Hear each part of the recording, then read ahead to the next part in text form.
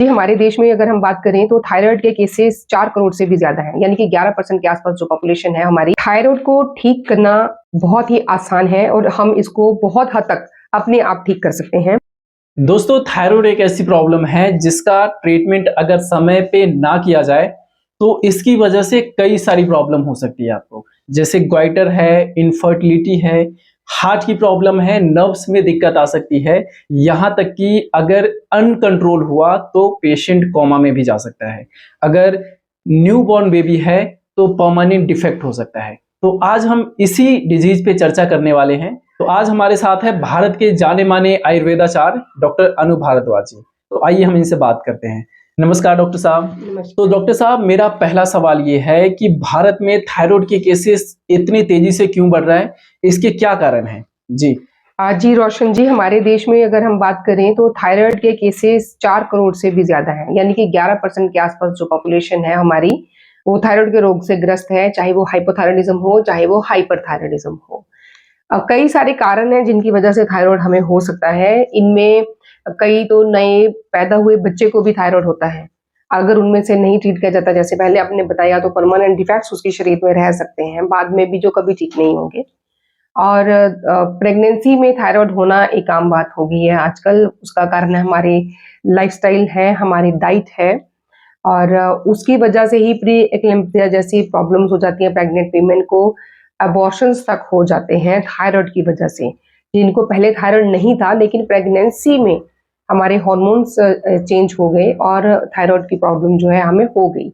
हमारी जो ग्लैंड्स हैं, वो सारी ग्लैंड्स को कंट्रोल करने वाली एक जो मास्टर ग्लैंड है, उसको कहते हैं पिट्यूटरी ग्लैंड, जो कि हमारे ब्रेन के बिल्कुल बीचों बीच होती है। इस पॉइंट के पीछे पाइनियल ग्लैंड होती है और उसके भी पीछे जो है वो पिट्यूटरी ग्लैंड होती है, जो सारी ग्लैंड्स को कंट्रोल करती है। थायराइड ग्लैंड को भी ये ग्लैंड कंट्रोल करती है। अगर उसमें कोई डिफेक्ट है और थायराइड स्टिमुलेटिंग हार्मोन जो है वहां से जो वो उसके लिए सिग्नल वहां से नहीं आ रहे, तो भी हमारी जो थायराइड ग्लैंड है ये उस हार्मोन को रिलीज नहीं करेगी। ये कारण भी हो सकता है। इलाज भी, दूसरी बीमारियों का इलाज भी थायराइड की बीमारी का कारण हो सकता है। कई सारी दवाइयां ऐसी हैं जिसकी वजह से थायराइड हमें हो सकता है। अगर थायराइड की सर्जरी की गई है किसी वजह से, कुछ उसका हिस्सा निकाल दिया गया या पूरी तरह से ही थायराइड ग्लैंड को निकाल दिया गया, तभी भी थायराइड के जो हार्मोन्स हैं उनके इम्बैलेंस होने की वजह से हमारी बॉडी में हाइपरथायरायडिज्म या हाइपोथायरायडिज्म दोनों में से कुछ भी हो सकता है। इसके अलावा सूजन हो जाना थायराइड ग्लैंड की, जिसको कि थायराइडाइटिस कहते हैं, उसके कारण भी, इन्फ्लेमेटरी कंडीशन के कारण हार्मोन्स सही से नहीं बनते हैं ग्लैंड के अंदर। कैंसर जैसी बीमारी की ट्रीटमेंट के लिए जो रेडिएशन थेरेपी किया जाता है, उसकी वजह से भी थायराइड हमारे शरीर में हो सकता है। तो ये कुछ मोटे मोटे कारण है। इसके अलावा एक ऑटोइम्यूनिटी की प्रॉब्लम होती है। ऑटोइम्यूनिटी क्या करती है कि हमारे शरीर के ग्लैंड्स पे अटैक करती है, तो वो थायराइड ग्लैंड पर भी अटैक कर सकती है अगर कोई दूसरा ऑटोइम्यून प्रॉब्लम भी है। तो इन सारी वजहों की वजह से हमें इन सारे कारणों की वजह से हमारे शरीर में थायराइड को लेके प्रॉब्लम्स जो है ये हो जी सकती डॉक्टर साहब, तो आपने इतने सारे कारण बताए थायराइड होने के। थायराइड इन सारी वजहों से थायराइड होता है। मैं ये जानना चाहूंगा कि अगर किसी को थायराइड होता है तो कैसे पता चलेगा, और ताकि वो अपने इलाज समय से ले पाए। जी। जी, लक्षणों की अगर हम बात करें तो छोटे बच्चों में अगर थायराइड है तो उनमें क्या रहता है कि जिनको बर्थ से ही थायराइड की प्रॉब्लम होती है, उनकी ग्रोथ डिले होती है, पुअर ग्रोथ होती है, उनकी फिजिकल ग्रोथ भी कम होती है, उनकी मेंटल ग्रोथ भी जो स्लो होती है, उनके डिलेड माइलस्टोन्स जिसको हम कहते हैं, वो होते हैं कि दूसरे बच्चों के कंपैरेटिवली वो कोई भी चीज करना देरी से शुरू करते हैं, जैसे कि चलना, है ना, और टीथिंग की प्रॉब्लम, जो उनके परमानेंट टीथ है वो देरी से आते हैं। तो ये दिक्कतें बच्चे में अगर हमें दिखाई दे रही हैं तो हो सकता है कि उस बच्चे को थायराइड हो। तो हम उसका टेस्ट करवा के ये देख सकते हैं कि थायराइड है कि नहीं है। इसके अलावा स्किन का ड्राई होना, ये छोटों में और बड़ों में सभी में ये लक्षण हो सकता है। तो तकरीबन 60 साल के आसपास के जो लोग रहते हैं उनमें थायराइड ज्यादा पाया जाता है। तो कॉन्स्टिपेशन एक बहुत बड़ा लक्षण है। कॉन्स्टिपेशन अगर आपको रहती है तब भी हमें अपने थायराइड को टेस्ट करवाना चाहिए। अगर बाल बहुत ज्यादा गिर रहे हैं, आवाज भारी हो गई है, बच्चों में अगर थायराइड होता है तो वो जब रोते हैं तो उनकी आवाज जो है वो अलग तरह से नोटिसेबली हॉर्स होती है। तो हॉर्स वॉइस जो है इसका एक बहुत जो प्रोमिनेंट फीचर है, एक प्रोमिनेंट लक्षण है जिससे हम पहचान सकते हैं कि थायराइड की प्रॉब्लम है। ठंड लगना ये भी एक लक्षण हो सकता है, क्योंकि हाइपोथायरॉयडिज्म में हमें कोल्ड से इंटॉलरेंस हो जाता है। ठंड एक कम टेम्परेचर को बॉडी का जो टॉलरेशन है ये कम हो जाता है, क्योंकि ये थायराइड जो ग्लैंड है ये हमारे बॉडी के टेम्परेचर रेगुलेशन में एक इंपॉर्टेंट रोल प्ले करता है। तो इस वजह से ठंड से हमें टॉलरेशन जो है हमारा बॉडी का कम हो जाता है। फीमेल्स की अगर बात करें तो फीमेल्स में मेंस्ट्रुअल इश्यूज आते हैं, उनको ब्लीडिंग डिसऑर्डर्स हो सकते हैं, उनको लेटर ऑन पीसीओडी की प्रॉब्लम भी जो है डेवलप हो सकती है, उनके दूसरे हार्मोन्स भी जो है वो गड़बड़ हो सकते हैं। किसी भी एज में मसल्स वीक हो सकते हैं, बॉडी में पेन्स हो सकती हैं, थकावट रहती है। और हाइपोथायरॉयडिज्म की अगर मैं बात करूं तो वेट बढ़ना ये भी एक लक्षण है कि वेट बढ़ गया है और कुछ भी करके उसको कम नहीं किया जा रहा, कम कर नहीं पा रहे हैं हम। एक्सरसाइज भी अगर हम करते हैं तो भी अगर वेट कम नहीं हो रहा है, तो ये अपने आप में समझ जाने वाली बात है कि थायराइड ग्लैंड के साथ कुछ ना कुछ गड़बड़ है, उसको चेक करना चाहिए।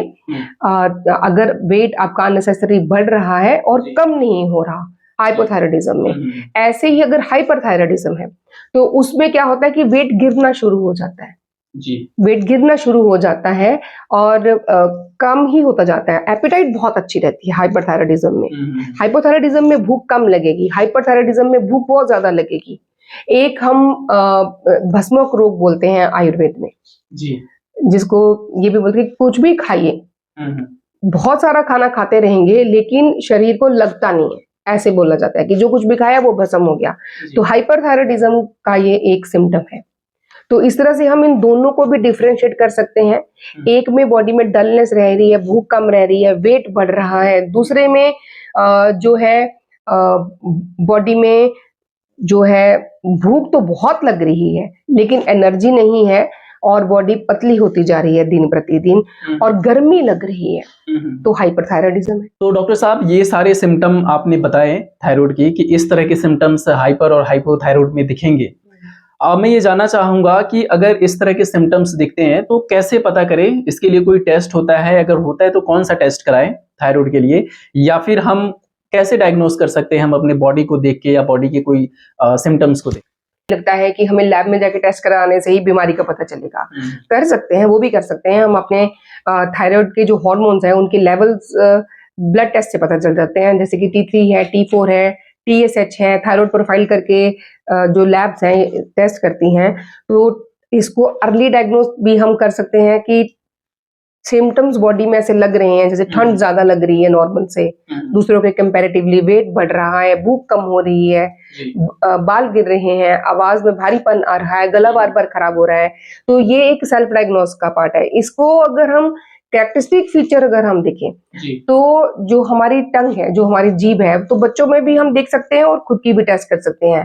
वो जो है मोटी हो जाती है, बल्कि हो जाती है जो टंग है, तो उसको देखकर भी हम थायराइड की प्रॉब्लम का डायग्नोस जो है वो कर सकते हैं। तो इसके अलावा टेस्ट भी अगर हम करवाते हैं और उसमें अगर TSH अभी बढ़ा हुआ नहीं भी आया है, तो T3 T4 अगर लोअर साइड पे आ रहे हैं, नॉर्मल से बहुत कम लोअर साइड पे आ रहे हैं, तो ये अर्ली डायग्नोस होता है। इससे हम जल्दी पकड़ लेते हैं कि कुछ देर के बाद TSH एकदम से शूट करेगा। तो ये डायग्नोस्टिक टेस्ट हैं इसके, जो किसी भी लैब से बड़े आराम से हम करवा सकते हैं। जी, तो डॉक्टर साहब आपने बताया कि घर पे डायग्नोस कैसे कर सकते हैं हमारे दर्शक। मैं ये भी जानना चाहता हूँ कि अगर उनको पता चल गया कि उन्हें थायराइड है, तो अब वो क्या करें? क्या वो घर पे ठीक हो सकते हैं या कोई हॉस्पिटल जाना पड़ेगा या किसी डॉक्टर से मिलना होगा? क्या करे वो कि वो घर पे ही ठीक हो जाए? थायराइड को ठीक करना बहुत ही आसान है और हम इसको बहुत हद तक अपने आप ठीक कर सकते हैं, चाहे वो हाइपोथायरॉयडिज्म हो, चाहे वो हाइपरथायरॉयडिज्म हो। करना हमें क्या है कि इसमें हमें अपने मेटाबॉलिज्म को करेक्ट करना है, मतलब जठराग्नि। जो हमारा खाना पचाने का तंत्र है उसको पहले करेक्ट करना पड़ेगा, तभी ये सही होगा। उसके लिए हम धनिए का पानी पी सकते हैं। रोज रात को किसी कांच के बर्तन में या मिट्टी के बर्तन में धनिया को भिगो के रख दीजिए और सुबह उसको छान के पी लीजिए। तो ये लगातार करने से जो थायराइड ग्लैंड है वो रिमार्केबली बहुत जल्दी इम्प्रूव करती है। इसके अलावा पंचकर्म करवा सकते हैं आप किसी भी आयुर्वेदिक डॉक्टर के पास जाके। उससे भी जो है थायराइड ग्लैंड की जो प्रॉब्लम्स हैं वो बहुत जल्दी ठीक होती हैं। उससे सीजनल पंचकर्म हमें फॉलो करना होता है। इसके अलावा अगर आपको हाइपोथायराइडिज्म है तो उसमें 4 वंडर हर्ब्स हैं हमारे पास, उनमें से 3 तो हमारे किचन में ही होती हैं, मैं वो बता देती हूँ। एक है शुंठी, सौंठ जिसको कहते हैं, ड्राई जिंजर ले लिया, और दूसरा लेना है हमें काली मिर्च जो राउंड पेपर जिसको हम कहते हैं, और तीसरा है लॉन्ग पेपर जिसको पिपली भी कहा जाता है, जिसको मगा भी कहा जाता है। तो इन तीनों को हमें बराबर मात्रा में लेना है, और जितना इन तीनों को मिला के अगर हमने 1/4 चम्मच चूरन लिया है तो 1 चम्मच चूरन हमें लेना है कचनार का। जी, कचनार के चूरन में ये मिला के अगर रेगुलर सेवन करें जिनको हाइपोथायराइडिज्म है तो उनका मेटाबॉलिज्म भी करेक्ट होता है, उनके सिम्टम्स भी बहुत जल्दी जो है वो ठीक होने शुरू होते हैं, और धीरे धीरे करके ये दिक्कत जो है थायराइड की ये सही होनी शुरू हो जाती है। अगर हाइपोथायराइडिज्म है, मतलब जिसमें TSH कम हो गया, उसमें जो पतला करने वाला थायराइड होता है वो वात पित्त होता है, तो उसकी ट्रीटमेंट थोड़ी सी अलग होती है। तो उसमें हमें आंवला जो है, आंवले का रेगुलर सेवन करना है। आंवले का रेगुलर सेवन करने से हाइपरथायराइडिज्म की जो प्रॉब्लम है इसमें हम घर पे ही इसको ठीक कर सकते हैं। इसके अलावा डाइट का इसमें बहुत इंपॉर्टेंट रोल है। जो आप डाइट बताते हो DIP डाइट जिसको कहते हैं, वो डाइट अगर फॉलो करते हैं तो हाइपरथायराइडिज्म और हाइपोथायराइडिज्म दोनों में ही ये डाइट जो है वो बहुत कारगर है, बहुत हेल्पफुल है, उससे बेनिफिट हो सकता है। तो इन सारे मेथड्स से अपने आप को हम घर पे रहते ही ठीक कर सकते हैं, अपना लाइफस्टाइल ठीक करके DIP डाइट पे जाके, और ये जो छोटे छोटे नुस्खे हैं इनको घर पे ही करके हम इस बीमारी से परमानेंटली छुटकारा पा सकते हैं। जी, तो डॉक्टर साहब आपने बहुत ही अच्छी जानकारी दी है कि थायराइड को कैसे पहचान सकते हैं और इसे घर पे कैसे ठीक कर सकते हैं। इसके लिए आपको बहुत बहुत धन्यवाद।